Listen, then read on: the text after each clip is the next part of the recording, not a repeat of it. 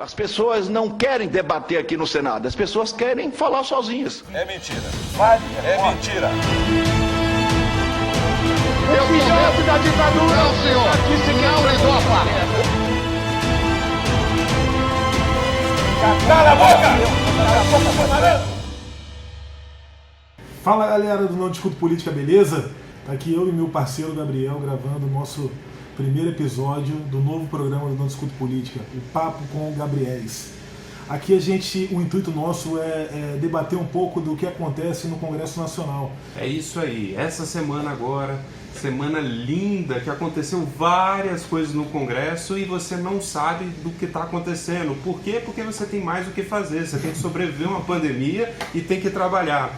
Então vamos lá falar para vocês. Primeiramente, na Câmara dos Deputados foi aprovada a urgência e o texto do PL 948 de 2021 que estabelece a vacina para o setor privado. Esse é o PL do fura-fila que está sendo noticiado na imprensa. E aí, Gabriel, você acha que a gente está furando fila mesmo? Cara, pessoal, sendo muito sincero, estamos. Não tem uma lógica muito bem estabelecida nesse projeto, não. Quando você fala da questão de ampliação de oferta de vacina, se o setor privado, no meu ponto de vista, óbvio que tem opiniões contrárias, tanto que é que o projeto foi aprovado, né? É uma grande demagogia. Esse projeto, ele estabelece a possibilidade de aquisição de vacina por empresas que querem imunizar seus funcionários. Tendo alguns critérios que limitam isso aí, por exemplo, como 50% dessas vacinas ela tem que ir para o SUS, né? Mas enfim, eu tenho muita objeção quanto a esse projeto, principalmente porque eu não acredito nesse momento que a permissão para a empresa privada vai melhorar a oferta de vacinas para a população brasileira. Aí a gente deixa a pergunta para vocês. O que vocês acham que é mais importante? A gente ter essa possibilidade da iniciativa privada também concorrer com o governo nas vacinações e ter a possibilidade de vacinas mais rápidas, ou manter o oligopólio ou oligossônio do governo comprar as vacinas mais baratas e assim a gente conseguir ter mais vacinas mais rápidas? Comentem aí o que vocês acham. Também aqui, nessa semana, foi colocado em votação um requerimento de prorrogação da CPI do óleo.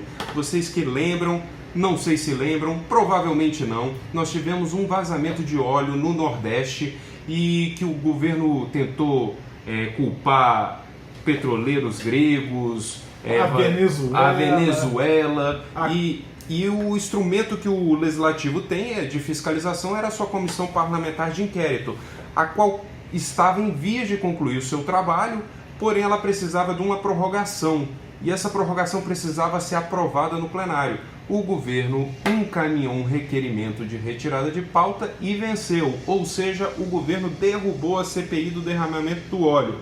E aí, Gabriel, derramou o óleo ou não derramou o óleo? Derramou o óleo, o governo esparramou o óleo. O governo não tem interesse de resolver, solucionar esse problema. Qual que é o problema tão profundo assim que não pode chegar a uma conclusão? Porque o governo primeiro acusou a Venezuela, não sei se vocês lembram, falando, vou fazer o DNA do petróleo. Depois acusou um petroleiro grego que passando vergonha internacional. E agora não quer deixar a CPI concluir os seus trabalhos. Mais uma vez, infelizmente, a gente tem mais uma CPI acabando em pizza aqui no Congresso Nacional. Também nós temos nessa semana a aprovação que já veio na retomada na Câmara do PERSE, né, que é o Programa Emergencial de Retomada do Setor de Eventos. Foi aprovado há um mês mais ou menos na Câmara, semana passada no Senado e agora novamente retornando à Câmara e sendo encaminhado para sanção esse programa que cria condicionantes para o setor de eventos não ser tão prejudicado mediante a pandemia. O argumento que o setor colocou foi que eles foram o primeiro a parar e o último que irá retornar, porque a essência do negócio deles é a aglomeração. E aí, Gabriel, você acha que eles aglomeram ou não aglomeram, ou agora tem dinheiro para não aglomerar? Aglomeram e não tem dinheiro ainda, né? Isso aqui tem que ser sancionado pelo presidente. é uma boa iniciativa do deputado Felipe Carreiras, que é o autor desse projeto, o pai desse projeto. O que eu sinto falta aqui, sinceramente, Gabriel, é você ter mais projetos nesse sentido para abranger mais setores durante essa pandemia, porque a gente vê que uma falta de vontade de resolver... A pandemia, infelizmente, tirou a possibilidade e o trabalho de diversas pessoas e de diversos setores, né? E a gente tem que entender que a gente vive numa guerra, não adianta a gente viver numa lógica aí, uma lógica de contenção de gastos, a gente está numa guerra, então assim, queria mais projetos desse passando na Câmara. É bom salientar que nós tivemos, desde o ano passado, alguns setores que tiveram alguns benefícios, né? A gente teve a aprovação da Lei Aldir Blanc para o setor cultural, nós tivemos também o auxílio emergencial para o setor de esporte e agora esse específico para o setor de eventos. Comentem aí quais setores vocês acham importantes do Congresso incluir. E por fim, na Câmara dos Deputados, nós tivemos uma comissão geral para discutir quebra de patentes. Sabe o que é comissão geral, cara? Claro! A comissão geral é quando o parlamento entende que o assunto é tão grande que ela deve ser realizada no plenário da casa. E nessa comissão geral estava sendo discutido a quebra de patente das vacinas. E aí, Gabriel, vamos quebrar a patente das vacinas ou devemos esperar um pouco mais? Eu acho que essa minha opinião aqui não é nenhuma opinião, é uma dúvida mesmo do efeito prático disso. Da gente quebrar simplesmente a vacina aqui no Brasil. A gente tem 2 vacinas sendo produzidas no Brasil praticamente, aí, que é a vacina do Instituto Butantan e a vacina da Fiocruz, né? Qual que é a capacidade de produção se a gente quebrar essa patente, né? Hoje a gente não produz, basicamente a gente invasa, né? O IFA ele vem de outros países para o Brasil e a gente faz a vacina aqui. Então, assim, é o efeito prático disso momentâneo. Agora, se houvesse um movimento, e há esse movimento, mas do Brasil participar desse movimento na OMS, da quebra de patente, uma quebra de patente para o mundo todo, para ajudar os países que não têm condição, e o Brasil tem condição de comprar vacina, a receber essas vacinas. Mas a quebra de patente, pura e simples, ela não é tão boa, Gabriel. Não sei a sua opinião. Na verdade, eu acho bem ruim, né? Eu acho que vivemos uma sociedade que a coisa que mais valorizamos é o capital intelectual envolvido na produção de qualquer coisa. Entendemos a urgência do período da pandemia, que faz com que a gente às vezes fuja um pouquinho das lógicas que a gente vive. Mas a gente não tem condições hoje técnicas de fazer uma vacina 100% brasileira, e se eu quebro a patente agora sem produzir uma vacina 100% brasileira, eu corro o risco de não ter essa troca de tecnologia com quem tem, o que poderia fazer com que o nosso processo de vacinação se tornasse o último do mundo, porque ninguém ia querer vender mais para o Brasil independente do preço. Exatamente. É isso aí, pessoal. O que você acha dessa comissão geral, da quebra de patente? Sua opinião é muito importante para a gente aqui, inclusive para dar continuidade ao nosso novo programa do Não Discute Política.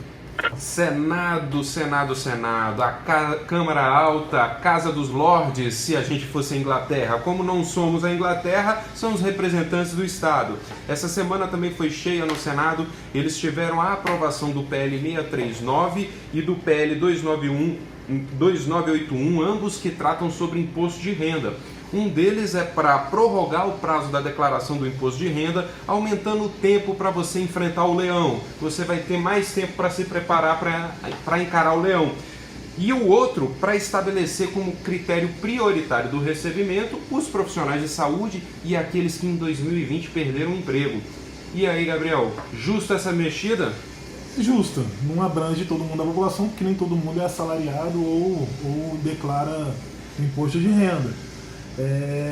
Esse projeto 639, só para pontuar, ele foi emendado e ele foi aprovado na Câmara semana passada, foi para o Senado essa semana. Mas como houve um emendamento no Senado, ele volta para a Câmara.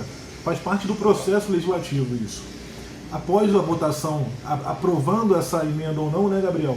Ele vai para a sanção do presidente. O PL 2981 é um PL acredito que seja mais importante que o PL 639, que amplia simplesmente o prazo para declaração. Esse PL ele contempla os trabalhadores da área de saúde e os trabalhadores que perderam o emprego durante a pandemia, né? Gabriel, eu até entendo um carinho especial que a gente está tendo com os profissionais da saúde, mas eles ainda estão empregados, né? Eu não consigo ver a necessidade deles terem uma restituição mais breve.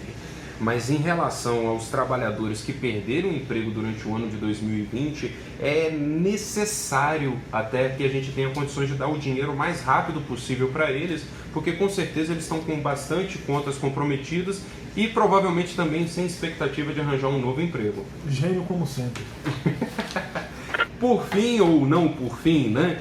Nós temos a PEC 4, que foi aprovada em primeiro turno, a PEC da imunidade tributária das vacinas.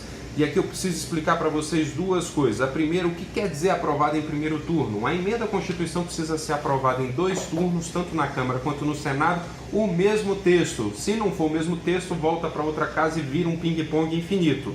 E o objeto central dessa PEC é tratar a proibição de cobrar impostos sobre vacinas que vão estar enfrentando a Covid-19. A validade é por 3 anos, né? E a gente fazer uma emenda à Constituição para estabelecer um prazo curto desse, eu acho muito pequeno. Talvez valesse a pena a discussão para aumentar esse raio. Esse escopo, exatamente. Se a pandemia trouxe essa lição para a gente, né, como sociedade brasileira, apesar da gente já ter o melhor plano vacinal do mundo, ela trouxe holofote para essa situação. Por que não transformar de forma permanente um imposto zero na vacinação, ou talvez outras pautas na área de saúde vinculadas a tributo, como imposto zero em medicamentos, imposto zero no plano de saúde? Você que não tem plano de saúde, às vezes se tivesse imposto zero, você teria a condição de ter um plano de saúde, né?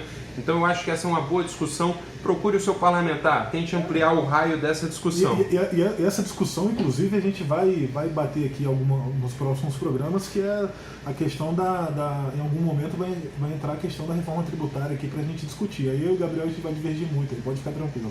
E por fim, o nosso último assunto, o nosso querido ministro Barroso. A gente vai falar de Congresso, mas não conseguimos fugir do STF nessa semana. Ele obriga o presidente do Senado a instalar a CPI da pandemia. E aí, Gabriel, é legal o STF obrigar o Senado a fazer alguma coisa? Não é legal, amiguinho, não é legal.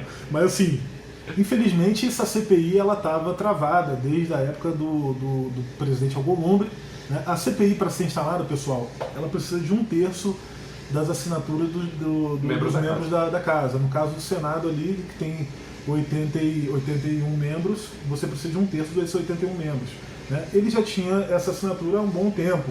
E o presidente do Senado, o Alcolumbre, não quis pautar, ler a CPI no plenário para instalar a CPI posteriormente, e o Pacheco tomou a mesma decisão, né? Acredito eu que acordado com o governo federal. Os partidos de oposição entraram com pedido junto ao ministro Barroso e obtiveram essa decisão do Barroso de obrigar o Senado, o presidente Pacheco, a instalar a CPI da pandemia. Eu acho que um fator muito importante, mais do que a existência da CPI, é o processo da judicialização do processo legislativo. Nós temos que entender que o Congresso Nacional, a Câmara, o Senado, eles não têm uma subordinação hierárquica ao STF. Então, compete no limite do que extrapola a legalidade. A decisão do STF não se apresenta com nenhum excesso de ilegalidade da decisão de uma prerrogativa estrita do presidente do Senado. Ele instala ou não instala se ele quiser, porque assim foi estabelecido pelo regimento. Ele tem requisitos para poder apresentar e a instalação compete a ele. Então eu acho que o mecanismo adequado para os senadores da oposição não era entrar na justiça, e sim apresentar um projeto de resolução alterando o regimento do Senado, estabelecendo um prazo para o presidente do Senado instalar essa comissão. E isso é reflexo hoje, como o Gabriel falou, a judicialização da política. A gente vê durante a pandemia diversas decisões no judiciário que não competem ao judiciário tomar, né? Então, assim, enfim, às vezes eu concordo com a decisão no mérito, mas a gente tem que entender o devido processo legal e que a gente vive no Estado Democrático de Direito, onde são constituídos os poderes. E é isso, pessoal. Encerramos agora o nosso primeiro episódio do Conversa com Gabriéis ou Bate-Papo com Gabriéis. Vocês podem escolher o nome, talvez seja bom vocês escolherem.